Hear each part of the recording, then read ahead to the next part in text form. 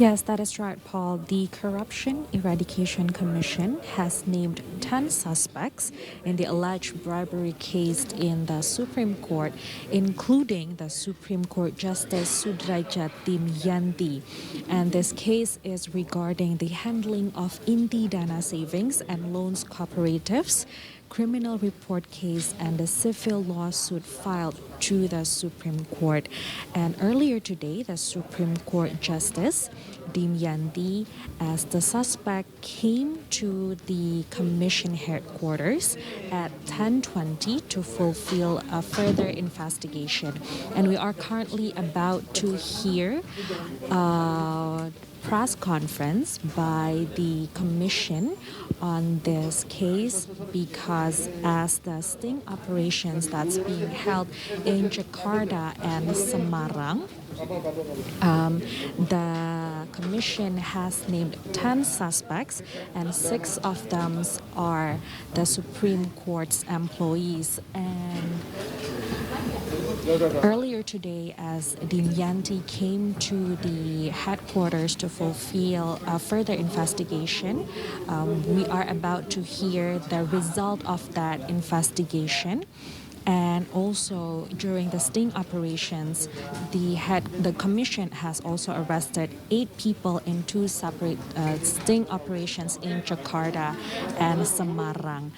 And also KPK has seized money worth 250,000 Singapore dollar and 50 million rupiah, and also have named 10 suspects in this case, where 6 are the Supreme Court justice and 2 are the lawyers that give the and now we are going to hear a further statement about this case.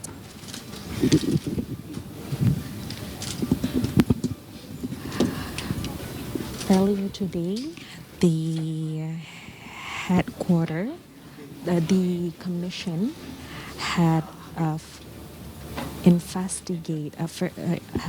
done a further investigation on the Supreme Court Justice Sudrajat Dimyanti, because during the sting operations that being held in 2 different places in Jakarta and Semarang, Dimyanti was not present, but after a further investigation, the Corruption Eradication Commission has named 10 suspects in the alleged bribery case in the Supreme Court. And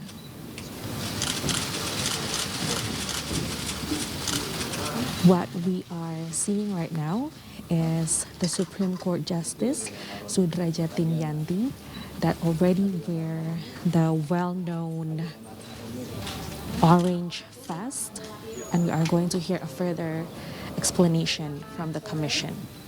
Bapak, Ibu, dan rekan-rekan jurnalis yang saya hormati, terima kasih telah menunggu dan telah hadir di ruangan ini untuk mengikuti konferensi pers sore hari ini terkait dengan perkembangan penanganan perkara dugaan suap terkait dengan pengurusan perkara di Mahkamah Agung sebagai rangkaian kegiatan tangkap tangan yang KPK lakukan dalam beberapa hari kemarin dari hari Rabu dan Kamis 21 hingga 22 September 2022 di beberapa tempat di Jakarta dan di Semarang. Dari 10 tersangka yang telah KPK tetapkan, telah dilakukan upaya penahanan terhadap 7 tersangka. Kemarin memang kami sampaikan ada 6 tersangka yang langsung kami lakukan upaya paksa penahanan. Namun setelah itu ditambah ada 1 orang lagi sehingga total sudah 7 orang tersangka yang dilakukan upaya hukum paksa penahanan. Dan ada koreksi yang ingin kami sampaikan bahwa sebelumnya terkait dengan 7 orang tersangka yang dilakukan penahanan ini, ada salah satu nama kemarin berinisial RN, seharusnya adalah berinisial NA, yaitu PNS pada Mahkamah Agung. Demikian kami sampaikan sebagai koreksi. Dan hari ini kami akan sampaikan perkembangan lebih lanjut terkait dengan 1 orang lagi tersangka dari 4 orang tersangka yang kemarin belum memenuhi panggilan penyidik dan akan disampaikan secara lengkap terkait dengan perkembangan penanganan perkara dimaksud. Sudah hadir bersama kita sore hari ini yang pertama yaitu pimpinan KPK Bapak Alexander Marwata, kemudian yang kedua anggota Komisi Yudisial sekaligus Ketua Bidang SDM, Advokasi, Hukum, Penelitian, dan Pengembangan Bapak Bin Ziyad Kadafi, dan yang ketiga adalah Ketua Kamar Pengawasan Mahkamah Agung Republik Indonesia yang mulia Bapak Dr. Zahrul Rabain. Terima kasih Bapak-Bapak sudah hadir, dan untuk mempersingkat waktu, kesempatan pertama akan saya berikan kepada Pak Alex untuk menyampaikan perkembangan penanganan perkara yang telah KPK lakukan dalam perkara dimaksud. Silakan Pak Alex.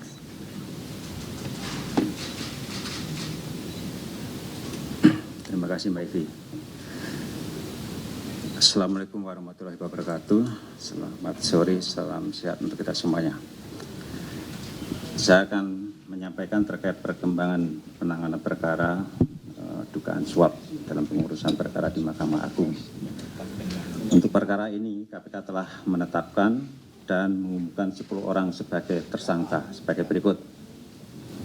SD, Hakim Agung pada Mahkamah Agung, ETP, Hakim Justisial atau Panitera Pengganti Mahkamah Agung, DY, PNS pada Kepanitraan Mahkamah Agung, MH, PNS pada Kepanitraan Mahkamah Agung, NA, PNS Mahkamah Agung, AB, PNS Mahkamah Agung, YP, pengacara, ES, pengacara, HT, swasta, selaku debitur Koperasi Simpan Pinjam ID, IDKS, swasta, selaku debitur Koperasi Simpan Pinjam ID. Beberapa tersangka juga sudah dilakukan penahanan sebagai berikut. ETP ditahan di rutan KPK pada Gedung Merah Putih, DY ditahan di rutan KPK pada Gedung Merah Putih, MH ditahan di rutan Polres Metro Jakarta Pusat, AB ditahan di rutan Polres Metro Jakarta Timur, YP ditahan di rutan Polres Metro Jakarta Pusat, ES ditahan di rutan Polres Metro Jakarta Pusat, dan NA ditahan di rutan Polres Metro Jakarta Timur. Saat ini tim penyidik kembali menahan 1 orang tersangka yaitu SD untuk 20 hari pertama terhitung mulai tanggal 23 September 2022 sampai dengan 12 Oktober 2022 di rutan KPK pada Kapling C1.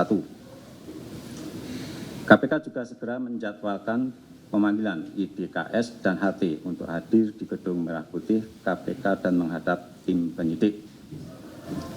Adapun konstruksi perkaranya diduga telah terjadi diawali adanya laporan pidana dan gugatan perdata terkait dengan aktivitas dari Koperasi Simpan Pinjam ID di Pengadilan Negeri Semarang yang diajukan HT dan IDKS dengan diwakili melalui kuasa hukumnya yaitu YP dan IS. Saat proses persidangan di tingkat pengadilan negeri dan pengadilan tinggi, HT dan IS belum puas dengan keputusan pada 2 lingkup pengadilan tersebut sehingga melanjutkan upaya hukum berikutnya di tingkat kasasi pada Mahkamah Agung.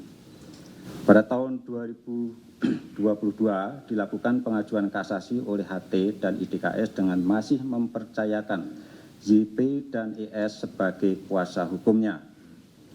Dalam pengurusan kasasi ini diduga YP dan IS melakukan pertemuan dan komunikasi dengan beberapa pegawai di Kepanitraan Mahkamah Agung yang dinilai mampu menjadi penghubung hingga fasilitator dengan majelis hakim yang nantinya bisa mengkondisikan putusan sesuai dengan keinginan YP dan IS.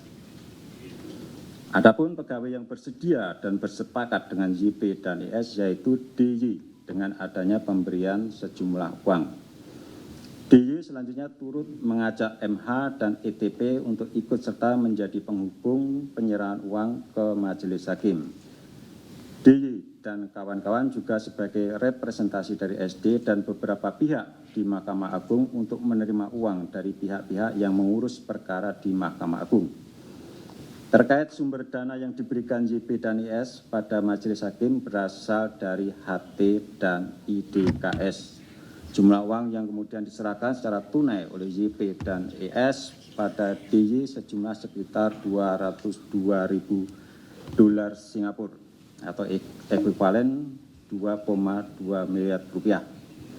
Yang kemudian oleh DY dibagi lagi dengan pembagian DY menerima sekitar sejumlah 250 juta, MH menerima sekitar sejumlah 850 juta, ETP menerima sekitar 100 juta, dan SD menerima sekitar sejumlah 800 juta yang penerimanya melalui ETP. Dengan penyerahan uang tersebut, putusan yang diharapkan YP dan IS pastinya dikabulkan dengan menguatkan putusan kasasi sebelumnya yang menyatakan KSP ID pilot. Ketika tim KPK melakukan tangkap tangan dari DY ditemukan dan diamankan uang sejumlah sekitar 205.000 dolar Singapura dan adanya penyerahan uang dari AB sejumlah sekitar 50 juta rupiah. KPK menduga DY dan kawan-kawan juga menerima pemberian lain dari pihak-pihak yang berperkara di Mahkamah Agung dan hal ini akan didalami lebih lanjut dalam proses penyidikan. Tersangka SD bersama DS, ETP, MH, NA, dan AB sebagai penerima disangkakan melanggar pasal 12 huruf C atau pasal 11 huruf A atau B junto pasal 11 Undang-Undang Nomor 31 Tahun 99 tentang Pemberantasan Tindak Pidana Korupsi sebagaimana telah diubah dengan Undang-Undang Nomor 20 Tahun 2001 tentang perubahan atas Undang-Undang Nomor 31 Tahun 99 tentang Pemberantasan Tindak Pidana Korupsi junto pasal 55 ayat 1 ke 1 KUHP. Demikian beberapa hal yang kami sampaikan. Untuk selanjutnya barangkali dari MA maupun KY akan menambahkan. Silakan. Ya. Terima kasih Pak Alex. Untuk selanjutnya kami mohon kesediaan dari Ketua Kamar Pengawasan MA yang mulia Bapak Dr. Zahlur Rabain untuk memberikan beberapa hal ataupun memberikan tanggapan terkait dengan upaya ataupun dari penanganan perkara yang telah KPK lakukan dalam kegiatan tangkap tangan terkait dengan dugaan pengurusan perkara di Mahkamah Agung. Kami persilakan pada Pak Zahlur. Terima kasih atas kesempatan kepada kami. Assalamualaikum warahmatullahi wabarakatuh. Mereka mati Pak. Selamat sore untuk kita semuanya. Pertama-tama kami dari Mahkamah Agung di satu sisi merasa sangat prihatin dengan kejadian seperti ini yang telah terjadi, dan di satu sisi yang lain kami mengapresiasi apa yang telah dilakukan oleh KPK, yaitu dalam rangka membersihkan aparatur di lingkungan peradilan yang merupakan visi Mahkamah Agung, di mana Mahkamah Agung berusaha selama ini dan tidak henti-hentinya meningkatkan kredibilitas daripada aparatur pengadilan. Oleh sebab itu, kami dari Mahkamah Agung akan memberikan sepenuhnya, mendukung sepenuhnya apa yang dilakukan oleh KPK, dan kami menyerahkan permasalahan ini ke dalam proses hukum yang berlaku sesuai dengan ketentuan perundang-undangan yang dilakukan oleh KPK.